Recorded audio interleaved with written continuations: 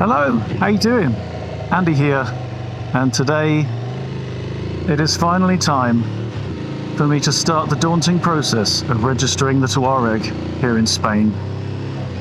If you haven't been following on the channel, I moved to Spain a few months ago, here to Mallorca, the beautiful Mediterranean island, and for a certain amount of time you can ride around on your insurance for your home country. This is because I moved from Germany, so I had European insurance. But in any case, the time is up.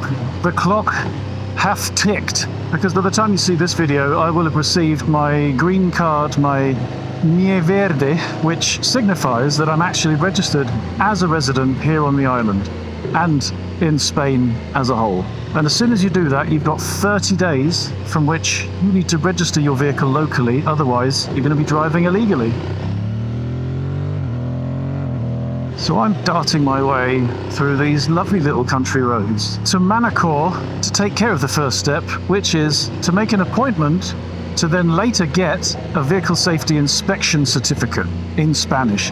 Because although I have a relatively fresh tooth, which is the German vehicle safety inspection system, I still have to get a Spanish one. And unfortunately, because I don't have a Spanish number plate, I can't use the online appointment making system. So I have to either phone or go in person. And yet more unfortunately, my Spanish is not at a level yet where I can converse on the phone, coupled with my shitty hearing. So I thought I'd take the opportunity just to jump on the bike, blast down there, get a measure of the place, and try and make an appointment, get this thing started. So every vehicle here has to be tested every 2 years until it's 10 years old, after which it has to be tested every single year. Although I am kind of hoping that this might be a little bit of a paperwork exercise, insofar as in Spain, motorcycles don't need to be tested until their 5th year. Now this bike is only 2 years old, so I'm kind of hoping that they will look at the paperwork, say, okay, you've got a test result in Germany, the bike isn't old enough to need a test in the first place, here's a stamp, off you go. And obviously I'm going to have to pay the fee, whatever, but we will see. So I'm going to blast along to the test station and we'll see what they say. So here we are, ITV, the ITV. And there it is. So I've got to love Spain for always having a motorbike parking space. That's not the case in Germany. Right then, wish me luck. Well then, that went both better and worse than I expected. Better because I actually didn't have too much trouble with the Spanish, using very simple terms, simple sentences, but we got through it. I didn't have to resort to Google Translate and didn't have to resort to sign language. But worse, because firstly, they did not say, oh look at that, your bike isn't that old, you don't have to worry about it. But also, the next available appointment that they have on the whole island is at the beginning of February next year. Unbelievable. So considering I've got 30 days from the day of getting my residency, it's not enough, is it? You can't fit 5 months into 30 days because it is currently the beginning of September. So whereas I thought I was going to be nipping home now to knock all of the aftermarket parts off and stick the stock bits back on ready for this test, in actual fact what I'm going to do is go home and do some research into the system whereby I can get temporary number plates to tide me over while the process is happening. Just when you thought it was all going to be easy, I got so excited because I pulled up, turned the camera off, and some dude came out because obviously they've got nothing to do. I was like, go on, bring your bike in, we're ready for you. Hang on, mate, I haven't even got an appointment yet. So that gave me so much hope. And then when she said the date, oh, I could not believe it. It's like being in Germany again. But anyway, that's what it is. I'm going to head home, hit the computer, and we'll see what happens next.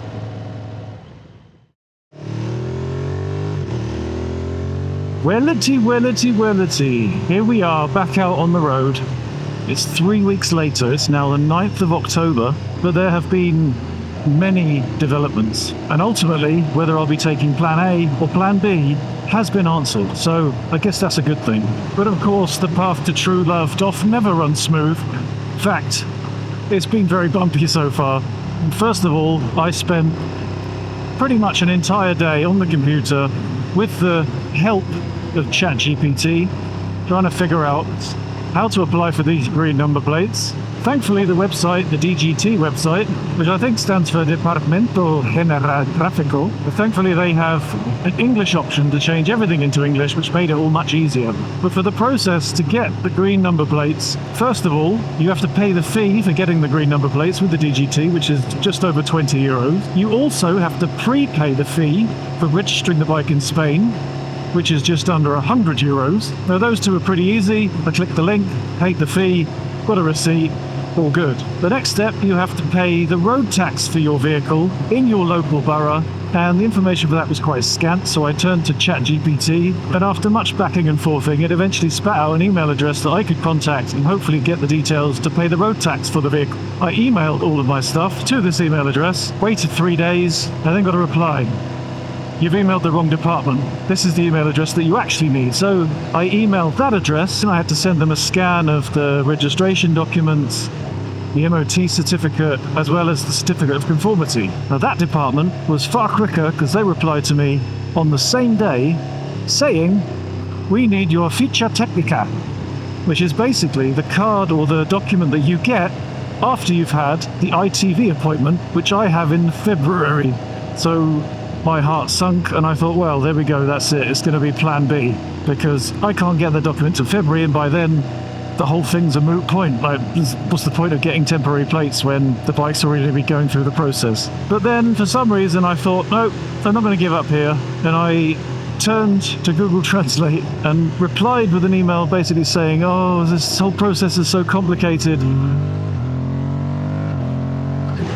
All I wanted to do was to get the green plates before I'm waiting for my ITV appointment, meh. And within an hour, the person that I'd landed my email with replied to me and said, okay, no problem, I can do it all from your certificate of conformity. Here's the document you need to pay your road tax. And what that involved was taking the document that she'd sent me by email, printing it out, popping along to my local bank branch where I paid the fee, which was for the remaining months of the year, 26 euros, I think. The bank then stamped the document and signed it, and I had to then go home, scan that into the computer, ready to upload to the green plate system. So that's another 3 days down, another step forward, another 26 euros out of the bank. The next step was the bit that caused me the biggest headache. When you import a vehicle into Spain, you have to pay a registration tax. Now, this registration tax is based upon what type of vehicle, obviously, how big the engine is, and how much CO2 it puts out. But what I found out is that there's a system whereby if you've immigrated into Spain, you don't have to pay this fee. I just had to fill in the form called Modelo 06, which was easy enough to download from the DGT website. And then, once again, with the help of ChatGPT, I started filling it in. And after about the 4th hour of cross and fact-checking every single answer that ChatGPT gave me to put into this form, I realized that it was completely wrong.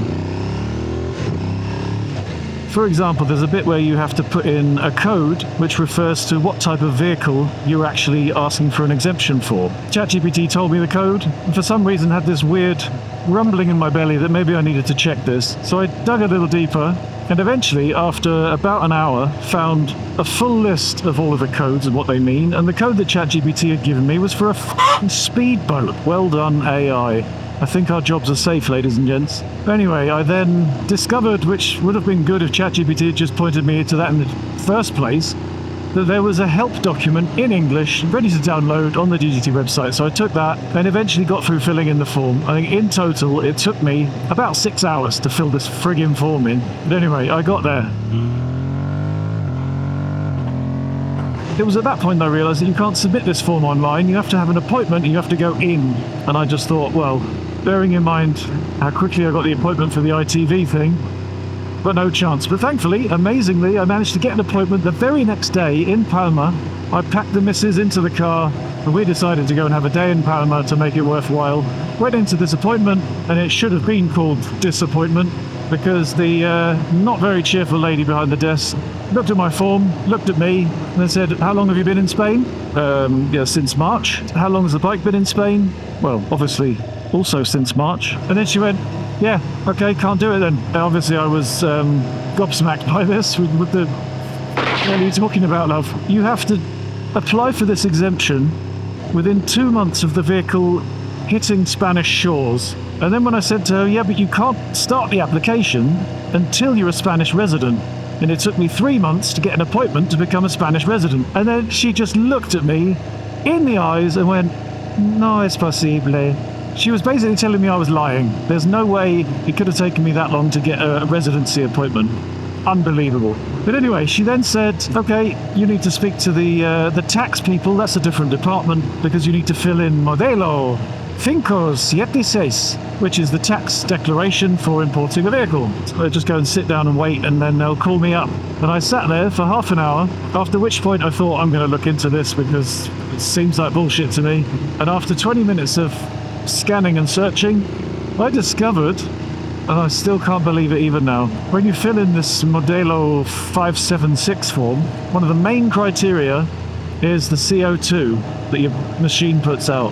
The Aprilia Touareg puts out 99 grams per kilometre. And when you look on the tables showing what you should put in there for the level of tax that you should pay, because the tax does go up quite steeply, up to something like 26%. But yeah, on this table I saw it starts at 100, and every two-wheel vehicle with CO2 levels under 100 is tax-free. So this whole bullshit was for nothing. I went through 6 hours of filling out a form. I drove for an hour, and I waited in total for about an hour and a half in some government office in the city for nothing.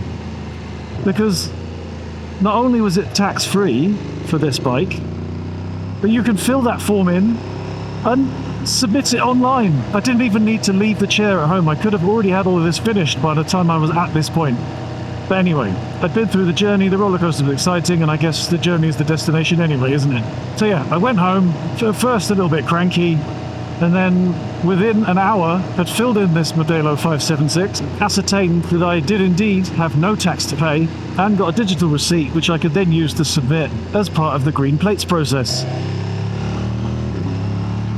I've got everything in my possession that I need to apply for the green plates, yet I'm still very unsure as to whether it's going to work or not. So at this point I was feeling tentatively positive, but still baseline pessimistically negative. But in any case, I'd already read through on the DGT website what I needed to do when I got to the point where I had all the paperwork. I clicked on the link to go to the form, and it took me to this really, really strange form. To start with, I had to select the department that I wanted to send my application to.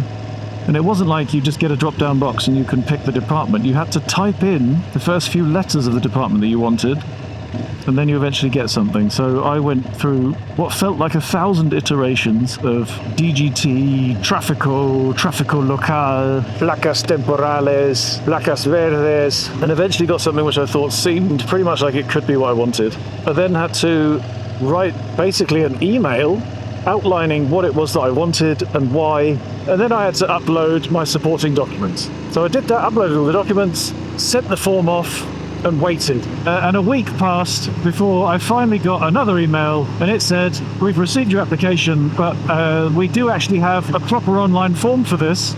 If you follow this link, you can fill in that form and we can process your application better.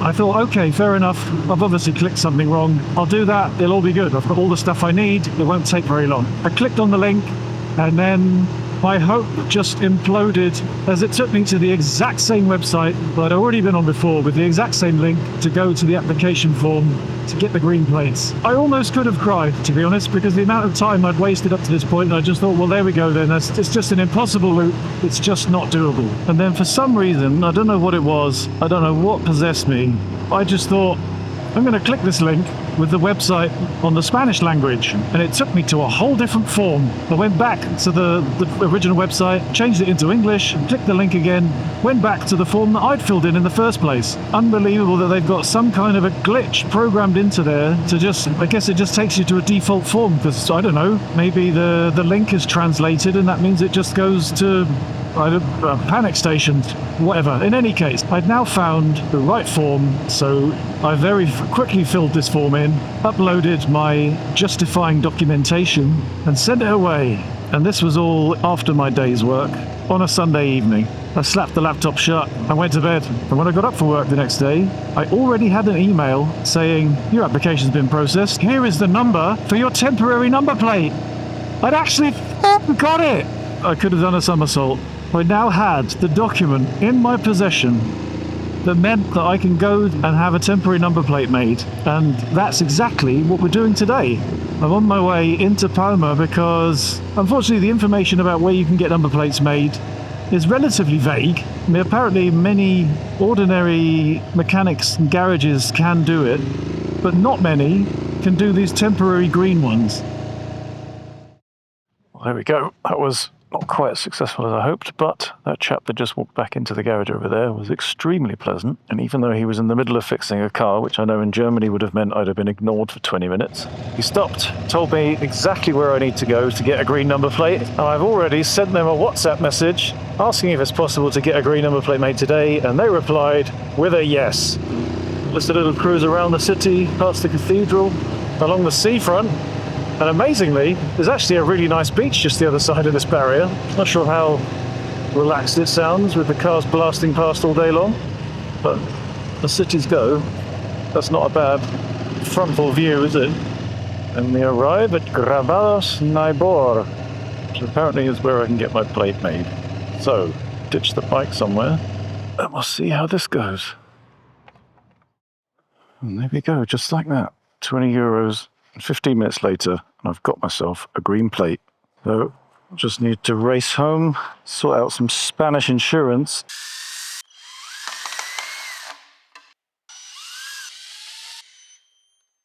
Install the temporary Spanish plate.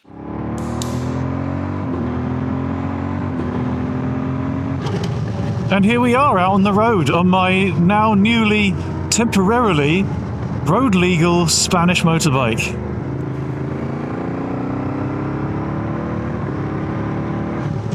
So that means I've now got, 60 days theoretically, but I've already wasted 2 weeks of that faffing and messing, and that's until I need to try to extend this green plate nonsense so that I can continue riding all the way to February when I finally have the ITV test to finally start the real process. That's the hilarious part. All of this is just the preliminary. But anyway, I got through it with seemingly unsurmountable bureaucratical obstacles, managed to get through, and the Tuareg is now on the road here on the island. Thank you so very much for watching. I hope you'll be patient enough to hang around for part 2 of this little registering my bike saga when it all starts for real in February. Otherwise, keep your shiny, keep yourselves out of trouble, and I will see you in the next one. If I don't get taken out on a corner by somebody overtaking around the outside.